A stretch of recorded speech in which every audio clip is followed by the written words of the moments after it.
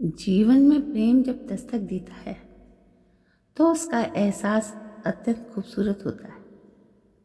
और वो भी मेरे जैसे नीरस इंसान के लिए, जिसके लिए प्रेम और उसका एहसास मात्र लैला मजनू हीर रांझा वाले किताबों के काल्पनिक किस्से थे।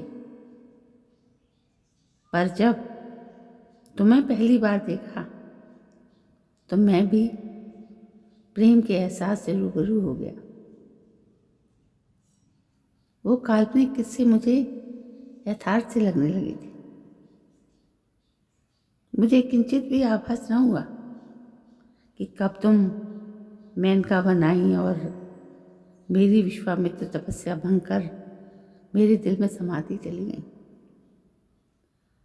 उस दिन जब पहली बार तुम्हें मेले में चूड़ियों की दुकान पर देखा था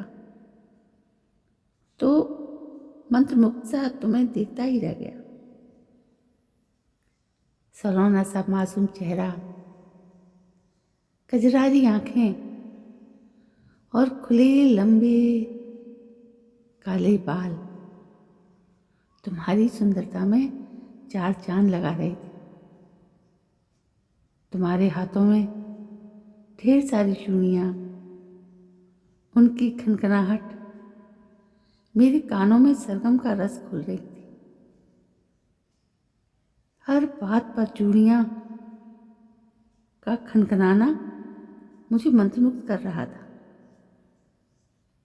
उस दिन तुम सफ़ेद कलमकारी वाली कढ़ाई वाली सूट में अनछुई चांद की चांदनी लग रही थी। अनिमेष दृष्टि से तुम्हें देखता मैं जड़ चेतन हो गया था।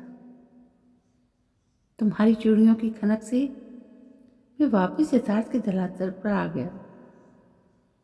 मैं भी अपनी बहन के लिए चूड़ियाँ खरीदने आया था। तभी इत्तफाकन ही हम दोनों ने एक लाल रंग की चूड़ी पर हाथ रखा। अपनी पसंद दुकानदार को जाहिर कर दी। तुम्हारे कोमल हाथों के स्पर्श से मैं एकदम सिहर सा गया। तुम तो वहां से चली गई और साथ में मेरा दिल और चैन भी ले गई। मैं मोहब्बत के अथाह सागर में की गहराइयों में गोते खाने लगा। मुझे तुम्हारा नाम पता कुछ भी नहीं मालूम था। मैं बस तुम्हारी एक झलक पाने के लिए बेचैन सा रहने लगा था। कहते हैं ना, मन की गहराई से ढूंढो तो भगवान भी मिल जाते हैं। अंततः मैंने तुम्हारे बारे में पता लगा ही लिया और तुम तो मेरे सामने वाले कॉलेज में पढ़ती थी और रोज बस से कॉलेज जाती थी। इतना नज़दीक पता मिलने से मेरी खुशी का ठिकाना ही नहीं रहा। मैं रोज तुम्हारी चूड़ियों की खनखनाहट सुनने के लिए बस स्टॉप पर तुम्हारा इंतजार करने लगा और तुम तो मुझे देखकर भी देखा करने लगी।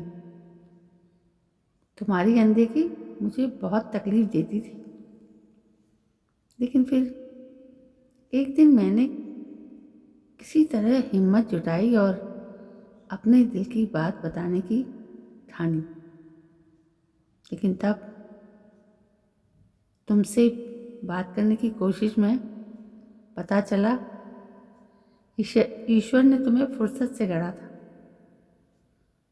पर वो तुम्हें आवाज़ देना भूल गया। तो यही चूड़ियों की खनक ही तुम्हारी आवाज़ थी, तुम्हारी भाषा थी। तुम्हें डर था कि तुम्हारा ये सच जानकर कहीं मैं तुम्हें छोड़ ना दूं।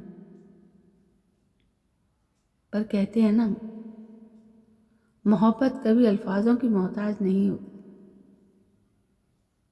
ये तो वो खूबसूरत एहसास है जिसमें आवाज़ की ज़रूरत नहीं होती। मैंने तो तुम्हें मन की गहराइयों से निस्वार्थ प्रेम किया था। और प्रेम तो समर्पण और त्याग की मूर्त है। और मैं इतना स्वार्थी नहीं था। धीरे धीरे मैंने भी तुम्हारी और तुम्हारी चूड़ियों की भाषा सीख ली। तुम्हारी इन चूड़ियों की खनक में संपूर्ण जीवन गुजारने का एक सुंदर सपना समझने लगा। समय के साथ कब तुम्हारा कॉलेज पूरा हो गया था पता ही नहीं चला। तुम आगे पढ़ना चाहती थी, एक शिक्षिका बनकर अपने जैसे मूक लोगों के लिए प्रेरणा बन उन्हें राह दिखाकर उन्हें उनकी मंजिल तक पहुंचाना चाहती थी। बस फिर क्या था, तुम्हारे इसी हौसले और हिम्मत के आगे मैं नतमस्तक हो गया। एक एक दिन तुम्हारे इंतज़ार और मिलने की आस में काट रहा था और आखिर तुम्हारा सपना पूरा हो गया। मैंने भी अपने सपने को पूरा कर तुम्हें अपना हमसफ़र बना लिया और तुम्हारी इन चूड़ियों की खनक को हमेशा के लिए अपने जीवन की सरगम बना लिया। मोहब्बत हमसफ़र बने, इससे बड़ी खुशनसीबी नहीं। रूह से रूह का बंधन हो तो इससे बड़ी इबादत नहीं। तो दोस्तों, ये थी पहले प्यार की कहानी जो इस वीडियो के माध्यम से आप तक पहुंची है। यदि पसंद आई हो तो प्लीज़ लाइक शेयर कमेंट जरूर करें और मेरे चैनल को सब्सक्राइब करना ना भूलें। कल मैं फिर हाजिर होती हूँ एक नई कहानी को लेकर। तब तक के लिए जय हिंद, वंदे मातरम।